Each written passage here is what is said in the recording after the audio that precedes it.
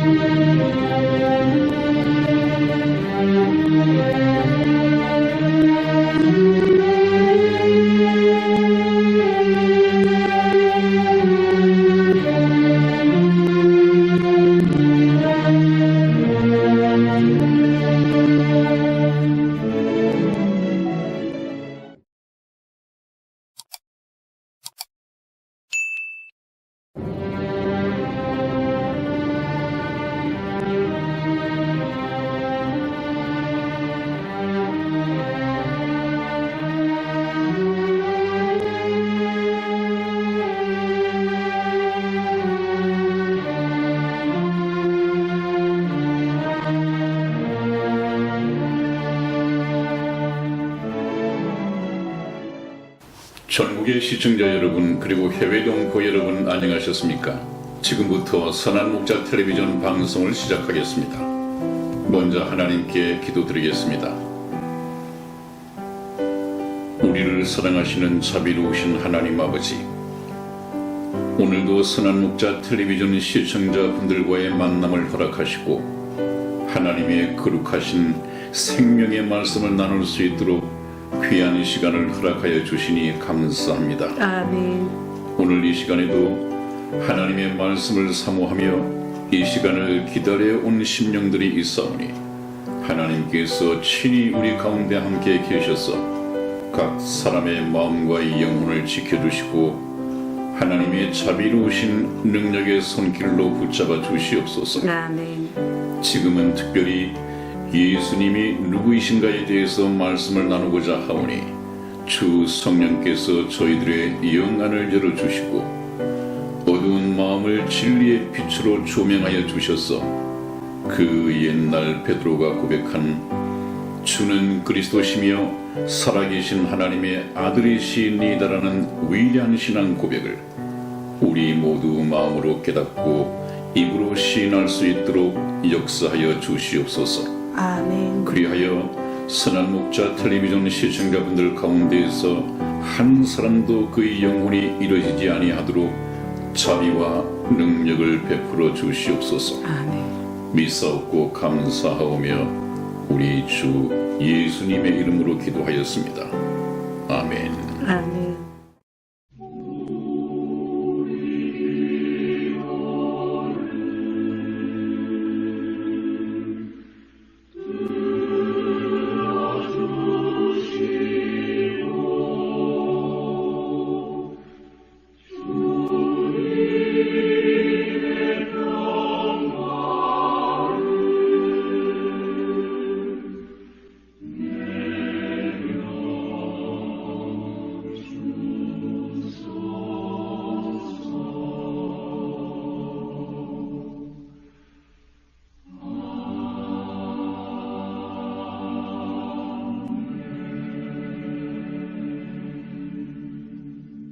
네, 여러분, 오늘은 거짓 선지자와 다른 예수를 경계하라는 이 주제로 시작을 하겠습니다. 이 말씀은 제가 드리는 것이 아니라 예수님께서 굉장히 경계하시고 저와 여러분들에게 교훈으로 주신 것입니다. 왜냐하면 틀림없이 진짜가 있으면 가짜가 있듯이 참된 예수님이 있으면 틀림없이 사단은 모조품 예수 그리스도를 만들어낼 것이다. 이렇게 미리 내다보신 것이죠. 왜 그렇게 내다보십니까?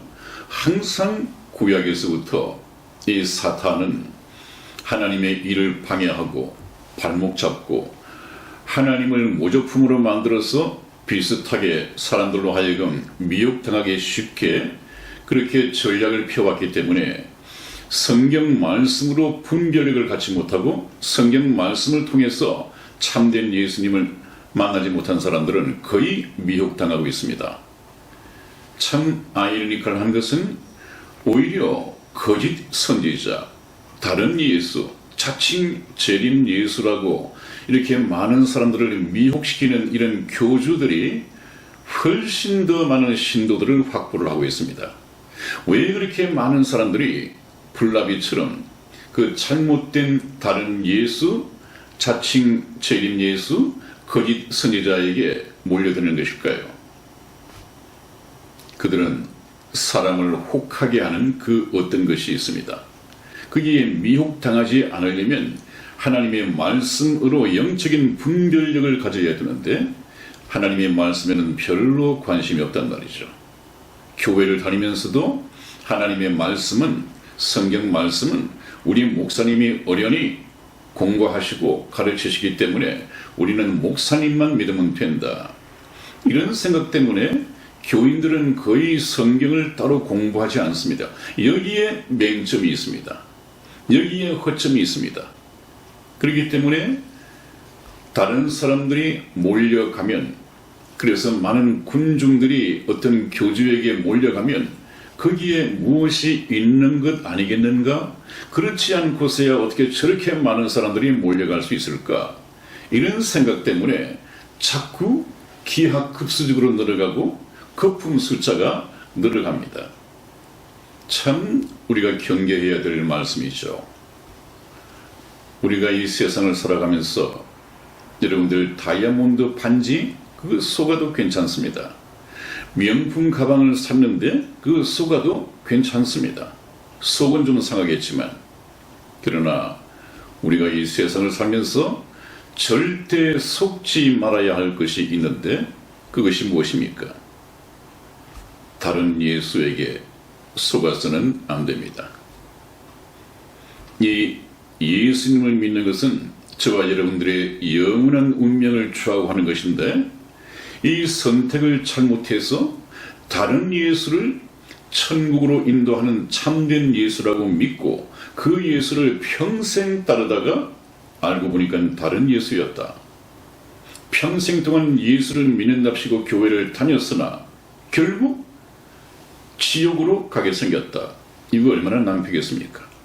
얼마나 황당한 일이겠습니까? 이것은 다이아몬드 반지에 속은 거, 명품 가방에 속은 것하고는 비교를 할 수가 없는 것이죠.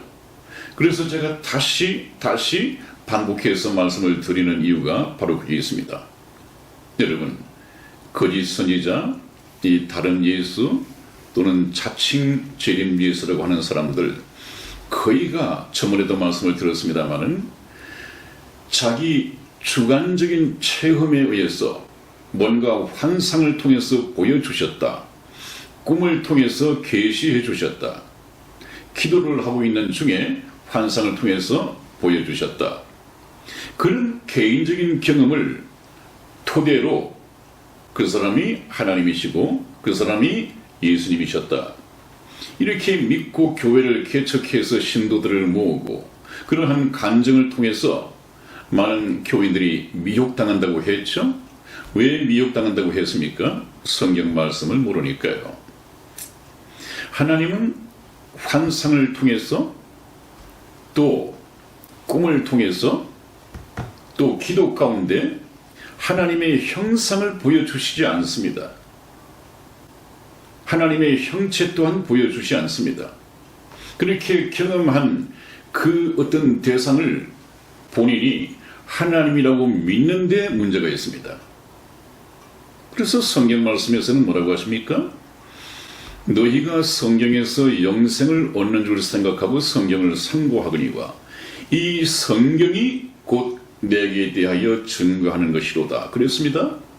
그러면 참된 예수님을 알고 믿기 위해서 우리가 환상이나 꿈이나 어떤 기도를 통해서 알려고 하지 말고 성경 말씀을 통해서 알아야 합니다. 하나님께서는 보이지 않는 하나님 자신을 성경 말씀을 통해서 계시하시고, 그래서 성경 말씀이 특별 계시라고 했죠. 특별 계시. 그 다음에 예수님께서는 하나님의 비밀이시고 바로 예수님 자신이 참 하나님이신데 이것 또한 계시로서 주어지는 것입니다. 환상이 아닙니다.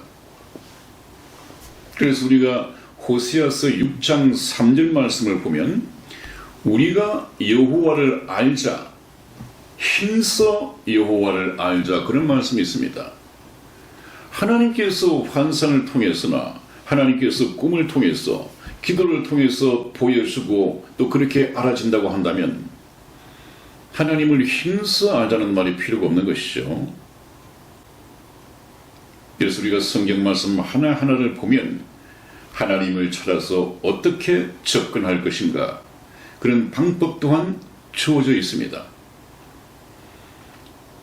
그래서 여러분들 특히 오늘 주의해야 할 이 거짓 선지자와 다른 예수, 이거 구별법 너무도 쉽습니다. 여러분, 다른 예수 또 자칭 재림 예수, 이거를 분별해내는 것은 여러분들 평신도께서 성경 몇 구절만 보면 금방 분별할 수 있습니다.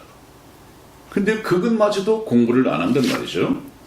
그러니까 내가 자칭 재림 예수다 해도 거기에 구름대처럼 보이고, 내가 참된 예수라고 해도 그게 모이고, 소경이 소경을 인도하면 둘 다 구렁텅이에 빠진다 해도 내가 믿는 이 목사가 소경된 목사인지 여기에 대해서도 관심이 없습니다. 그만큼 자기의 영원한 운명을 그런 사람들에게 맡겨놓고 있단 말이죠. 뭘 믿고요? 하나님의 말씀을 믿는 믿음으로 참된 예수님을 찾아서 그분께 모든 자기의 영원한 운명을 맡겨야 할 텐데 그런 거에 관심이 없습니다. 그것이 참 문제죠. 그러다 보니까 오늘날 얼마나 많은 거짓된 또 소경된 이 성도들, 성도는 아니죠. 소경된 거짓 교인들이 많이 있는 줄 아십니까? 제가 서울을 다니면서 잘 알게 된 장로님 한 분이 계신데 그분께서는 목사님, 우리나라 이 교인들 가운데 한 1% 정도만 참 진성 교인이고 나머지는 전부 다 죽자기 교인입니다. 이런 말씀을 해오셨어요. 제가 상당히 동의하는 부분입니다. 교인은 많은데 하나님의 자녀는 너무도 적단 말이에요. 왜 그렇습니까? 그 자기의 목사, 자기의 교주를 통해서도 성경을 배우지 못하고 성경을 배운다 하더라도 엉터리로 배운단 말이죠. 그런 사람들은 성경에 있는 말씀을 계속 자기에게 맞춥니다. 이 성경이 나에 대해서 얘기하는 것이다. 그래서 내가 자체 재림 예수다. 내가 또 예수다. 그런데 대책 없이 따라간단 말이죠. 여러분들 한번 생각해 보십시오. 이 잘못된 믿음의 결과는 평생 실컷 믿고도 지옥 갈 수밖에 없다. 참 등골이 오싹해지지 않습니까? 참 중요한 문제입니다, 여러분. 자, 거짓 선지자들을 삼가라. 예수님의 말씀을 한번 들어봅니다. 우리 마태복음 7장 15절 말씀을 이승희 집사 읽어드리겠습니다. 거짓 선지자들을 삼가라. 양의 옷을 입고 너희에게 나오나 속에는 노략질하는 일이라. 아멘. 그렇습니다, 여러분. 제 뒤에 왼쪽 그림을 한번 보십시오. 저것이 바로 그것입니다. 거짓 선지자들을 삼가라. 이 거짓 선지자는 누가 보냈느냐 하면, 누가 쓰는 도구냐 하면 사탄입니다. 사탄. 사단도 지금 이 교회당을 만들고 십자가를 세우고 거기에 사단의 거짓된 목사를 파송시킵니다. 그래서 교인들을 끌어모으고 전혀 성경과는 상관이 없는 복음이 가려워진 다른 복음을 전하면서 교회를 심호하고 있습니다. 그런 교회가 너무도 많이 있습니다. 여러분들, 우리나라에 중대형 교회가 가입이 되어 있는 WCC가 그렇다고 그랬죠? 종교다원주의가 바로 그렇게 독성을 지니고 있다고 그랬죠? 중대형 교회가 말입니다. 거기다가 요즘은 종북 좌파 이런 목사들이 판을 치고 있다고 합니다. 그렇다고 한다면 밤이 되면 십자가의 불빛으로 도심지가 물들어지지만 또 홍수를 이루지만 참된 생명의 십자가는 없단 말이에요. 주일마다 이 교회 저 교회 그 많은 교회에서 설교가 쏟아지지만 그래서 설교가 홍수를 이루지만 홍수 속에서도 우리가 먹을 수 있는 생명의 이 식수는 구하기가 힘들단 말이죠. 지금 이 시대가 꼭 그렇습니다. 지금 이 시대의 기독교 사회가 꼭 그렇습니다. 여러분들 정말 조심하셔야 됩니다. 그런데 이들이 악마인데 이 거짓 선지자가 악마의 도구인데 악마처럼 나타난다면 누구나 다 피할 수 있을 텐데 이 거짓 선지자들이 자기를 위장해서 나타난단 말이에요. 양의 옷을 입고 참 선한 목자, 참된 선지자처럼 너희에게 나오나 속에는 노략질하는 이리가 있다. 양을 잡아먹기 위한 이리가 있다. 거짓 선지자가 그렇다는 얘기입니다. 이건 예수님께서 경고하시는 것입니다.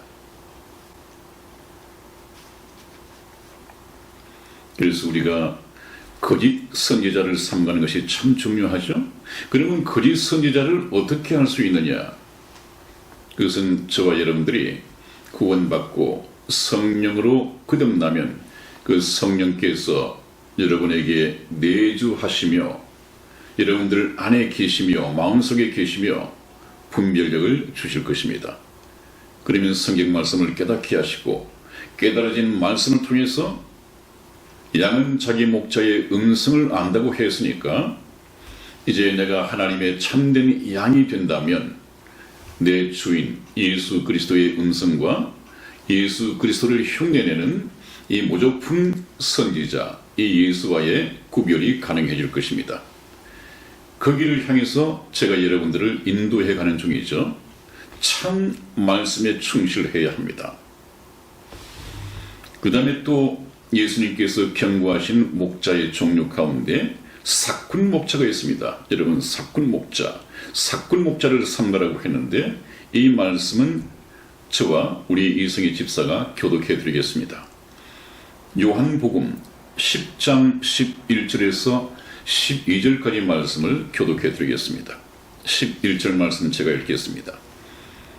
나는 선한 목자라. 선한 목자는 양들을 위하여 목숨을 버리거니와 삭구는 목자도 아니요 양도 제 양이 아니라 이리가 오는 것을 보면 양을 버리고 달아나나니 이리가 양을 늑탈하고 또 해치느니라. 아멘. 그렇습니다. 여러분 선한 목자와 이 삭군 목자를 비교해서 예수님께서 말씀을 해놓으셨죠. 예수님은 나는 선한 목자라고 그랬습니다. 선한 목자는 어떤 목자가 선한 목자냐? 양들을 위하여 목숨을 버리거니와 선한 목자의 관심은 양들에게 있습니다. 선한 목자의 존재 목적은 양들을 위해서 있습니다. 양들이 목자를 위해서 있는 것이 아니라 목자가 양들을 위해서 있습니다. 혹시 이뤄진 양이 없는지, 밤사이에 짐승의 일이 늑대의 공격을 받은 그런 양은 없는지, 밤새 소화 불량에 걸린 양은 없는지, 일일이 양을 살피고 그 양을 잘 지켜 보존하는 것이 목자의 일입니다. 그러므로 목자는 아예 양들을 위해서 있습니다. 근데 밑에 삭군 목자가 나오죠? 삭군은 목자도 아니요 양도 제 양이 아니라 이리가 오는 것을 보면 양을 버리고 지가 먼저 달아나 버린단 말이죠. 자기 목숨을 건지기 위해서. 그러면 이리가 양을 늑탈하고 또 해치느니라. 이 삭군 목자는 이 양을 하나의 생계 수단으로 잡습니다. 에이, 양 한 마리 좀 덜 먹지 뭐. 내 목숨을 건져야지. 도망가 버립니다. 양들이야 죽든 뭘 하든. 이 삭군 목자에게는 목자가 양들을 위해서 존재하는 것이 아니라 양들이 목자를 위해서 존재해야 된다고 생각합니다. 이런 목자들은 여러 가지로 나타나겠지만은 어떤 분 말씀을 들으니까 세례를 받기 위해서, 세례는 상당히 중요한 기독교 의식 중에 하나죠. 이 세례를 받으러 나가서 세례를 주기 이전에 묻는답니다. 이 세례를 받고 나면 앞으로 11조와 헌금을 정말 양심껏 잘 하겠습니까? 이렇게 묻는데요. 그래서 네, 잘 하겠습니다 하면 세례를 준다고 그랬습니다. 여러분, 이거 얼마나 사기입니까? 세례가 무엇인데, 기독교에서 말하는 세례의식의 그 내용이, 뜻이 무엇인데 그것을 11조를 잘 내겠느냐, 헌금을 잘 바치겠느냐와 어떻게 연관을 지어서 세례를 주고 말고 합니까? 이건 사기꾼이죠. 이건 강도입니다. 그런 목사들이 엄청 많이 있습니다. 이 사람들에게는 오직 성도 한 사람 한 사람이 돈으로 보입니다. 저 성도는 11조가 얼마 정도 들어올 사람, 여기 이 성도는 11조가 괜찮게 들어올 사람. 성도들의 머리가 전부 다 돈으로 환산됩니다. 또 성도들을 그렇게 대합니다. 그렇기 때문에 고린도서에서는 그렇게 말씀을 해 놓으셨죠. 너희 중에 아주 가난한 사람이 참 남루한 옷차림으로 교회에 들어오면 쳐다보지도 않고, 어떤 부자가 손에 금을 차고 목걸이를 하고 좀 치장을 잘 하고 좀 부자로 사는 것 같으면 가서 안내를 하고 여기 앉으시라고 잘 사는 사람과 못 사는 사람을 구별을 하고, 그거 하나님께서 책망하시지 않습니까? 하나님의 눈은 오히려 가난한 자에게 머물러 있습니다. 항상 구약에서도 가난한 자와 고아를 돌아보라고 말씀하셨죠. 그것이 계산돼서는 안 됩니다. 그러나 이 거짓 선지자 중에서도 사꾼 목자, 오로지 돈에만 관심이 있는 이 목사는 부자에게 훨씬 더 비중을 둡니다. 이것을 어떻게 주의 종이라고 하겠습니까? 자기 주인인 자기의 주님이신 하나님께서, 예수님께서 그렇게 사람을 차별하시지 않는데 주님의 뜻과는 상관없이 자기 계산에서 부자는 귀하게 보고 가난한 사람은 앉든지 말든지 관심도 없고, 그런 사람이 어떻게 주의 종이겠습니까?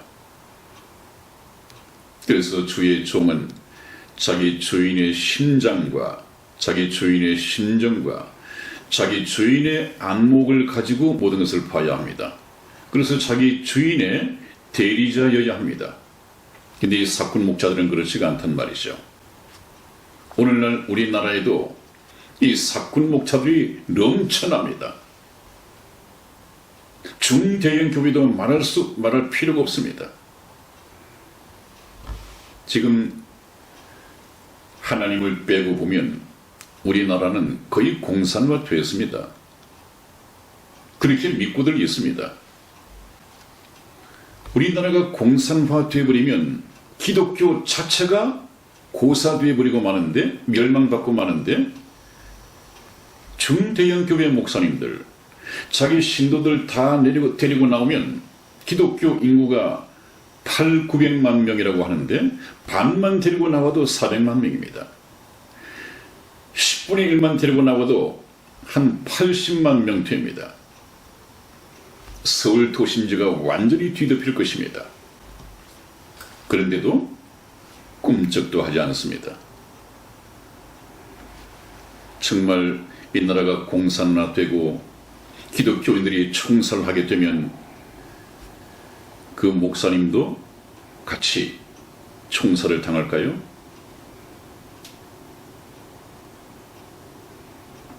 그들은 이미 배가 불러 있고 이 나라가 공산화되기 전에 해외로 도피할 가능성이 많습니다. 지금 꿈쩍도 않습니다. 성경 말씀을 볼 때 이리가 오는 것을 보면 양을 버리고 달아나는 이 사꾼 목자에 적용을 시키지 않을 수 없습니다. 그들이 하나님의 사명자로 교회당을 세우고 영혼들을 맡아서 길러온 사람들입니까? 그렇지 않습니다. 사명자라면 절대 그럴 수 없습니다. 또 한번 보겠습니다. 소경 인도자를 경계하라고 했습니다. 소경 인도자. 하나님 예수님께서 뭐라고 말씀하셨는지 한번 보겠습니다. 마태복음 15장 14절 말씀을 우리 이승희 집사 읽어드리겠습니다. 그냥 두어라. 저희는 소경이 되어 소경을 인도하는 자로다. 만일 소경이 소경을 인도하면 둘이 다 구덩이에 빠지리라 하신대. 아멘. 아멘. 그렇습니다. 여러분, 예수님께서도 추가한 인도자가 있는데 그것은 소경 인도자입니다. 목사님들 가운데서도 이 소경된 목사님들이 참 많습니다. 그러니 당연히 교인들도 소경된 교인이 될 수밖에 없습니다. 소경된 인도자는 성경 말씀을 가지고도 하나님의 뜻, 예수님에 대해서 모르는 그런 목사들입니다. 이런 사람들은 정말 목사가 되어서는 안 될 사람들이죠. 그런데 목사가 되어서 직업적인 동기에서 목사가 되는 사람들도 있고, 또 자기는 어떤 환상을 통해서, 꿈을 통해서 기도 가운데 하나님을 만났다. 그래서 하나님께서 나를 축복하시고 특별히 불러주셨다. 나는 특별한 존재야. 이런 쓸데없는 자긍심을 가지고 교회를 만들고 꼭 그런 간증을 계획하면서 하나님의 말씀으로 무장해 있지 못한 그런 교인들을 상대로 사기를 치고 있단 말이죠. 하나님의 말씀은 죄인들을 하나님께로 인도하는 내비게이션이고 하나의 약도이고 하나의 설명서입니다. 이 성경 말씀을 주신 하나님의 뜻을 따라서 해석할 능력이 없는 사람들입니다. 그런 목사들도 허다합니다. 그런 목사들을 보고 뭐라고 하십니까? 그냥 두어라. 저희는 소경이 되어 소경을 인도하는 자보다 만일 소경이 소경을 인도하면 둘이 다 구덩이에 빠지느니라. 너무도 쉬운 말씀입니다. 성경 말씀은 이렇게 쉽게 되어 있습니다, 여러분. 그래서 성경 말씀 몇 마디만 알아도 거짓 선지자, 다른 예수, 자칭 재림 예수 이걸 골라낼 수가 있을 텐데 벗어나지 못한단 말이에요. 오히려 신처럼 떠받들고 있단 말이죠. 그래서 예수님께서는 옛날 당시 아마 율법을 지켜 행하는 것으로는 거의 흠이 없을 정도로 종교적인 열심도 가져 있었고 그 힘든 율법도 지키려고 모진 애를 썼던 종교 지도자들, 그들에 대해서 화를, 저주를 선포한 내용이 있습니다. 이것도 저와 이승희 집사가 교독해 드리겠습니다. 마태복음 23장 13절로 15절까지입니다. 제가 먼저 읽겠습니다. 화 있을 진저 외식하는 서기관들과 바리새인들이여, 너희는 천국문을 사람들 앞에서 닫고 너희도 들어가지 않고 들어가려 하는 자도 들어가지 못하게 하는도다. 화 있을진저 외식하는 서기관들과 바리새인들이여, 너희는 교인 하나를 얻기 위하여 바다와 육지를 두루 다니다가 생기면 너희보다 배나 더 지옥 자식이 되게 하는도다. 아멘. 네, 그렇습니다. 한번 보십시오. 인간적으로 보면 그렇게 훌륭했던, 정말 거룩한 라피라고 해서 칭송을 아끼지 않았던 이런 종교 지도자에게 예수님께서는 굉장히 심한 말씀을 하셨습니다. 화 있을 진저 외식하는 서기관들과 바리새인들이여, 너희는 천국 문을 사람들 앞에서 닫고 너희도 들어가지 않으면서 들어가려 하는 자들도 들어가지 못하게 하는도다. 문을 가로막고 서 있단 말이죠. 이런 이율배반적인 종교 지도자가 어디 있겠습니까? 그런데 있었단 말이에요. 이것이 그 당시만 있는 것이 아니라 오늘날에도 있단 말이죠.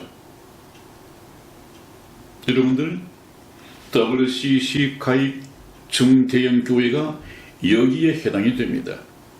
굉장히 목사님의 명성이 높고 교인들도 많고 예배당 건물도 신전처럼 그렇게 지어놓고 있지만 예수님이 오셨다면 꼭 이 말씀을 하실 것입니다. 예수님 말고도 구원받는 길이 있다고요? 예수를 믿지 않아도 구원받을 수 있다고요? 진리가 기독교에만 있는 것이 아니라고요? 이렇게 얘기하는 사람들이 오늘날 우리나라의 중대형 교회 목사들입니다. 자기들도 천국에 들어가지 않으면서 들어가려 하는 기독교인들마저도 그 천국문을 닫아놓고 들어가지 못하게 한다. 예수님은 그렇게 말씀을 하십니다. 그 다음에 화잇을 진저 외식하는 서기관들과 바리새인들이여, 너희는 교인 하나를 얻기 위하여 바다와 육지를 두루다니다가 생기면 너희보다 배나 더 지옥 자식이 되게 하는도다. 누가 그렇단 말입니까? 종교 지도자들이 그렇다는 얘기입니다. 여러분, 그 당시 종교계가 이러하니 예수님께서는 이 종교 체제 속에, 종교 제도 속에 들어가시지 않았습니다. 그 교단에 가입을 안 하셨습니다. 변방에서 세례 요한처럼 종교 제도 속이 아닌 밖에서, 소위 말하는 광야에서 예수님께서도 활동하셨고 세례 요한도 활동을 했습니다. 오늘날에도 그렇습니다. 중대형 교회가 이를 진대 그들이 속해 있는 그 교단 속에 무슨 진리가 있겠습니까? 그래서 저는 목사님, 어느 교단이십니까? 이렇게 묻는 교인이 있다면 그런 교인을 만나봤습니다. 그런 교인은 틀림없이 구원의 확신이 없습니다. 구원의 확신이 있다면 그런 질문을 할 리가 없습니다. 교단은 사람이 만든 것 아니겠습니까? 교단에 돈만 주면 그 담임 목사님의 어떤 신앙 내용 상관없이 돈만 주면, 회비만 내면 전부 가입을 시켜줍니다. 그래서 교단을 자꾸 확장시키는 것이죠.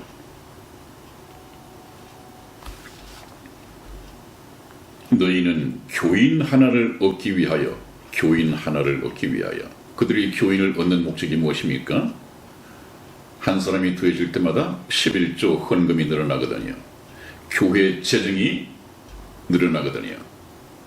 한 사람 한 사람을 돈으로 봅니다. 그렇기 때문에 죽도록 교인 하나를 얻기 위해서 바다와 육지를 두루다니다가 대형교회, 그 소형교회, 개척교회 씨를 말이지 않습니까? 그 골목골목마다 대형 버스를 돌리고 운전하고 전부 다 실어 가버립니다. 그렇게 실어 갔으면 대형교회, 명성이 있는 많이 해외 유학을 통해서 배운 목사님답게 천국을 보낼 수 있는 복음을 가지고 있어야죠. 그렇지도 못하면서 전부 다 쌍끌이로 훑어가 버립니다. 그래놓고 예수님께서 하신 말씀이 바다와 육지를 두루 다니다가 생기면 너희보다도 배나 더 지옥 자식이 되게 하는도다. 이 말씀을 저와 여러분들은 평신도 입장에서 받아들여야 합니다. 내가 이 교회, 내가 이 목사님을 잘못 만났다가는 내가 이 꼴이 나겠구나. 그러므로 교회의 크기를 볼 것이 아니라, 교회 목사님의 명성을 볼 것이 아니라, 과연 이 교회에서 성경을 통해서 말씀하시는 하나님의 생명의 복음의 말씀이 제대로 전해지고 있는가, 여기에 주안점을 두어야 합니다. 우리나라뿐만 아니라 외국 호주, 필리핀 이런 데서도 저런 재림 예수가 나타났다고 출현했다고 사람들을 미혹하고 있습니다. 그렇다고 한다면 재림 예수에 대해서 하나님께서는 분별법을 또 성경 말씀을 통해서 계시 않으실 수가 없지요. 이 성경 말씀을 보신다면 절대 미혹당할 수가 없습니다. 많은 성경 말씀을 필요로 하는 것이 아닙니다. 한번 보시죠. 우리 마태복음 24장 23절 말씀을 우리 이승희 집사 읽어드리겠습니다. 그때에 사람이 너희에게 말하되 보라 그리스도가 여기 있다 혹은 저기 있다 하여도 믿지 말라. 아멘. 그렇습니다, 여러분. 그때에 마지막 때에 사람들이 나타나서 너희에게 말하되 보라 그리스도가 필리핀에 나타났다. 아니 호주에 나타났다. 우리 대한민국 어디에 나타났다. 여기 있다 저기 있다 하여도 믿지 말라는 것입니다. 왜 그렇습니까? 다시 오실 재림 예수님은 이 지상에서 저렇게 전도하며 사람들을 만나고 복음을 전파하지 않는단 말이에요. 복음 전파의 사명은 2000년 전에 이 세상을 떠나서 승천하실 때 제자들에게 부탁을 하셨습니다. 또 제자들이 제자들을 낳고 제자들이 또 제자들을 낳고 오늘날까지 예수님의 제자들이 예수님께서 부탁하신 그 복음의 말씀을 전하고 있습니다. 재림하시는 예수님은 복음을 전파하기 위해서 오시는 분이 아니라 이미 복음을 통해서 구원받은 성도들을 하나님 나라로 데려가시기 위해서 또 휴거를 시켜가기 위해서 공중에 재림하십니다. 그러므로 이 땅에서 활동하시지 않습니다. 그런데 땅에 나타나서 저렇게 사람들을 만나고 복음을 전하고 교회당을 짓고 목사를 하고 이것은 성경 말씀 하나만 보더라도 자칭 내가 재림 예수도가 하는 사람들은 전부 사기꾼들이구나 이렇게 알 수 있지 않습니까? 하나님의 설명을 통해서 말입니다. 이런 성경 말씀을 교회에서 배우지 않습니까? 어떻게 저런 사람들을 재림 예수라고 믿고 따르고 신천을 모시고 있는지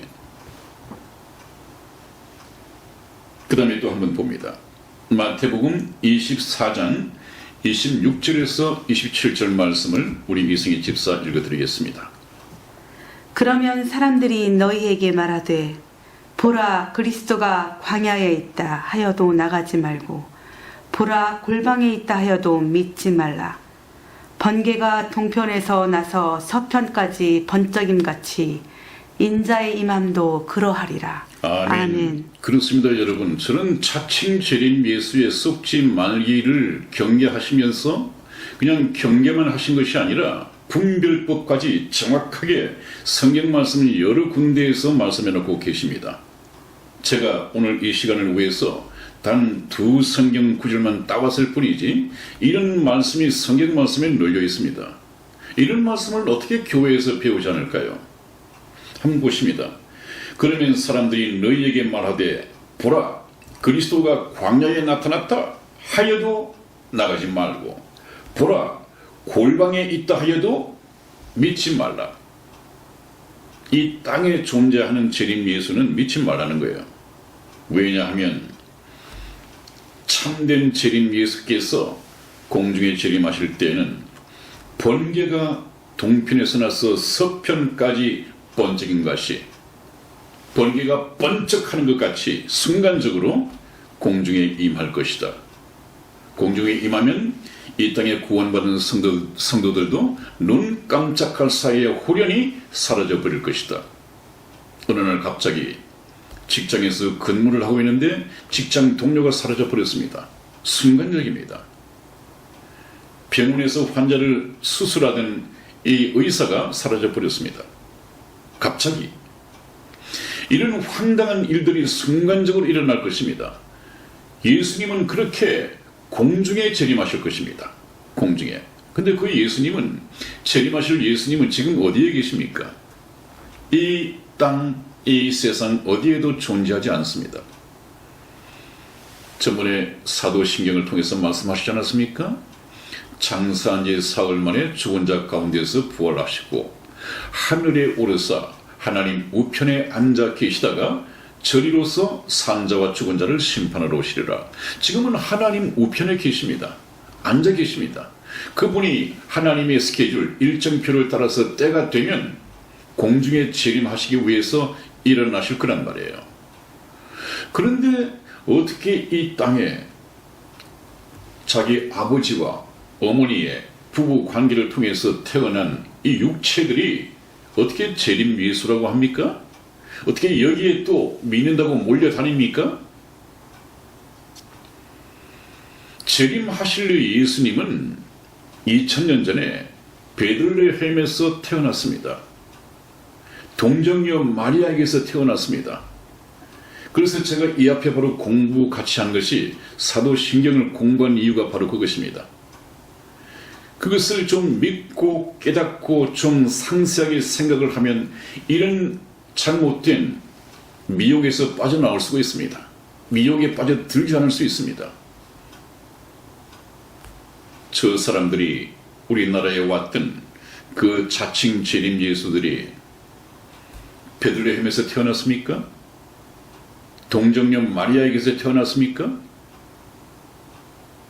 그가 이스라엘 갈릴리 온 지방을 다니면서 설교 말씀을 하시고 빌라도에게 재판받고 잡혀 죽으시고 십자가에서 피 흘려 돌아가시고 장사한 지 사흘 만에 부활하시고 하나님 나라로 승천하셔서 하나님 우편에 앉아 계십니까? 예수님은 그러해야 하는데 첫 번째 오신 예수님과 재림하실 예수님은 연장선상에 있습니다. 그 예수님은 예수님이고 재림 예수는 또 이 세상에 어떤 여자의 몸에서 태어나고 이 세상을 살아가는 그런 사람들이 아니란 말이죠. 죽고 부활하신 그 예수님이 다시 오신다는 거예요. 동일한 분입니다. 얼마나 가짜 예수, 자칭 재림 예수를 구별하는데 얼마나 쉽게 하나님께서는 말씀을 해놓으셨습니까? 더 우스운 얘기 하나 보시죠. 네, 로마서 10장 13절에서 15절까지 말씀을 저와 우리 이승희 집사 교독해 드리겠습니다. 13절 제가 읽겠습니다. 누구든지 주의 이름을 부르는 자는 구원을 얻으리라. 그런즉 저희가 믿지 아니하는 이를 어찌 부르리요? 듣지도 못한 이를 어찌 믿으리요? 전파하는 자가 없이 어찌 들으리요? 보내심을 받지 아니하였으면 어찌 전파하리요? 기록된 바 아름답도다 좋은 소식을 전하는 자들의 발이여 함과 같으니라. 아멘. 그 다음에 중요한 문제는 다음 시간부터는 우리가 성경을 가지고 그렇다면 참 예수님은 어떤 분이며 참 예수님은 어떻게 찾아야 하는가 하는 것을 제가 성경 말씀을 100% 근거해서 여러분들에게 찾아드릴 것입니다. 또 중매해드릴 것입니다.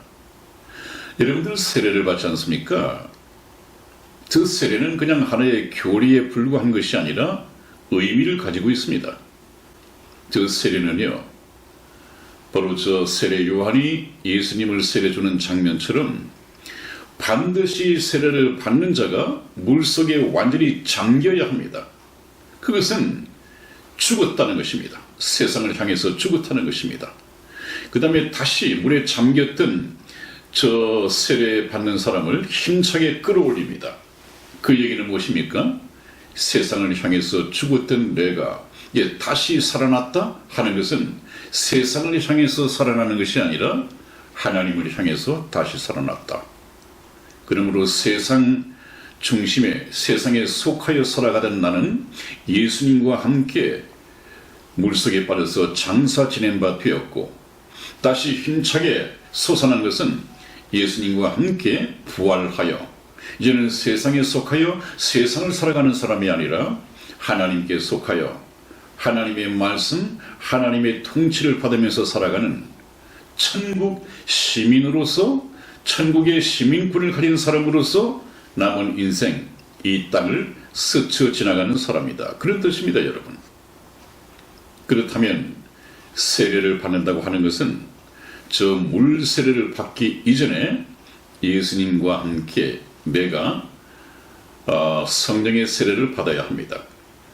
성령의 세례 또한 이 세상을 향하여 죽고 예수님 다시 살아나실 때 내가 예수님과 함께 다시 살아남으로써 예수님과 나는 동심일체가 되었다. 꼭 같은 한 몸이 되었다. 그건 바로 부부를 얘기하는 것이죠. 부부. 그러므로 그런 사람이라야만이 예수님과 결혼한 부부가 되는 것입니다. 그것을 성령으로 세례를 받은 것을 그건 눈에 안 보이는 거니까요. 눈에 보이지 않는 이 성령 세례를 받은 사람이 이제는 물에 나가서 눈에 보이게 둘러쓴 교인들을 교인 삼아서, 여러분들 결혼을 하면 결혼에 참여하는 하객들이 있지 않습니까? 하객들이 두 사람의 결혼을 증인하는 증인이기도 합니다. 마찬가지로 교인들이 보는 앞에서 나는 이제 예수 그리스도의 신부야, 예수 그리스도의 아내야, 예수 그리스도와 결혼한 사람이야, 이것을 공개적으로 선포하는 결혼식이 바로 세례입니다. 그런데 아까 뭐라고 했습니까? 다른 예수 있죠? 자칭 재림 예수 있죠? 거짓 선지자들 있다고 그랬죠?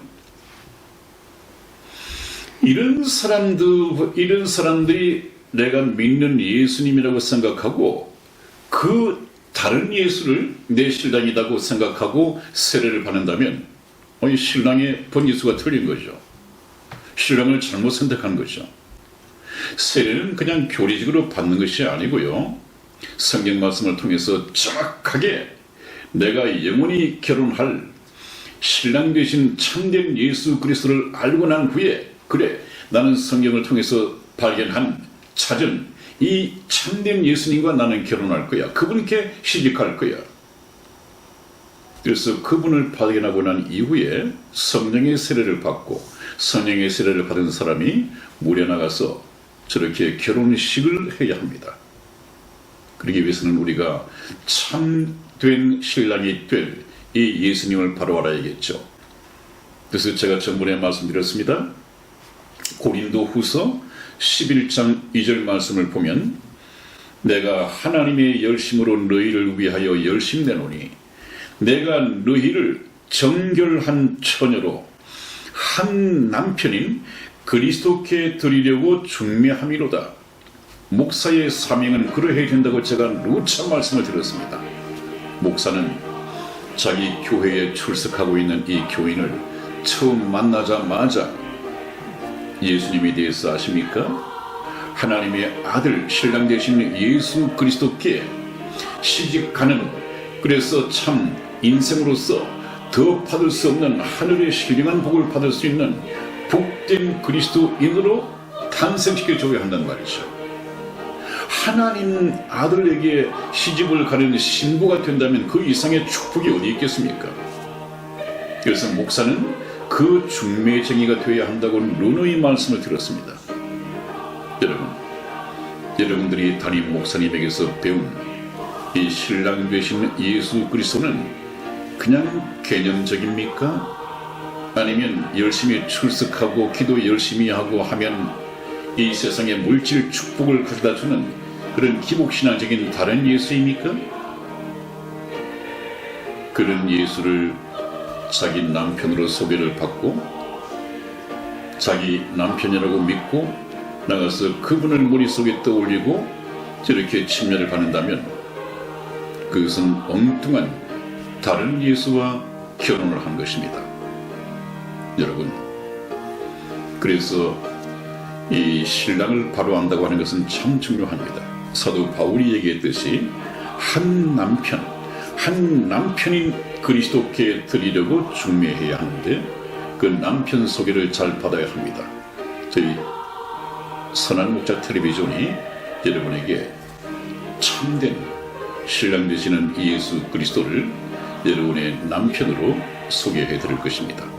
여러분들은 그분을 바로 알고 그분과 결혼함으로써 결혼식을 올리고 세례를 받는 복된 여러분이 되시기를 주님 이름으로 축원을 드립니다. 아멘. 오늘은 여기까지 하겠습니다.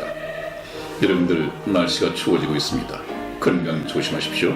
안녕히 계십시오. 안녕히 계세요.